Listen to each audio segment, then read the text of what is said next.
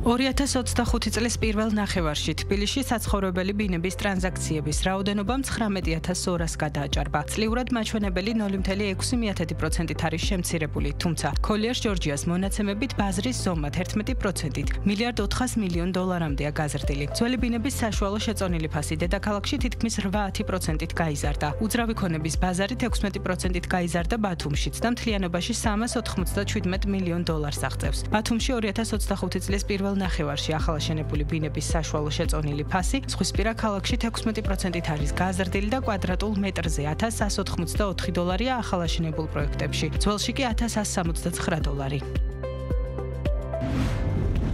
თბილისში ურბანული წესრიგის დაცვის მიზნით ახალი პროექტი ამოქმედდება. მოტოინსპექცია დედაქალაქის იერსახის, გარემოს დანაგვიანების და აკუსტიკური ხმაურის კონტროლს, ასევე სამშენებლო და ადმინისტრაციულ სამართალდარღვევებზე ოპერატიულ რეაგირებას განახორციელებს. როგორც თბილისის მერიაში აცხადებენ, მოტოინსპექცია უკვე აღიჭურვა ევროპული სტანდარტის ტრიციკლებით, სპეცეკიპირებით და თანამედროვე ტექნოლოგიებით. პროექტის მიზანია ისტორიულ და ტურისტულ ზონებში ცენტრალურ მოედნებსა და გამზირებზე ეფექტურად მართოს ურბანული წესრიგი და გაატაროს შესაბამისი ღონისძიებები.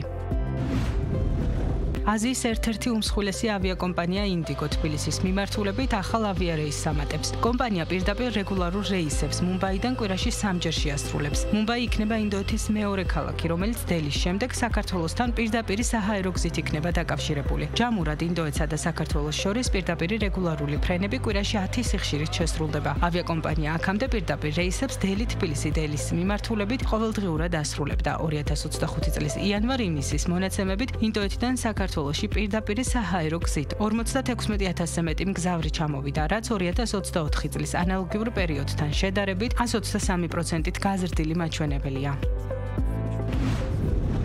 გაზრდილია შეღავათიანი აგროკრედიტის პროექტის მონაწილეთა რაოდენობა აკვაკულტურის მიმართულებით. გარემოს დაცვისა და სოფლის მეურნეობის სამინისტროს მონაცემებით 2013 წლიდან 2025 წლის 31 მაისის პერიოდში მეთევზეობის განვითარების მიზნობრიობით გაცემულია $146 მილიონ მეტის 1646 სესხი, სოფლის განვითარების სააგენტოს თანადაფინანსება კი დაახლოებით $23 მილიონი.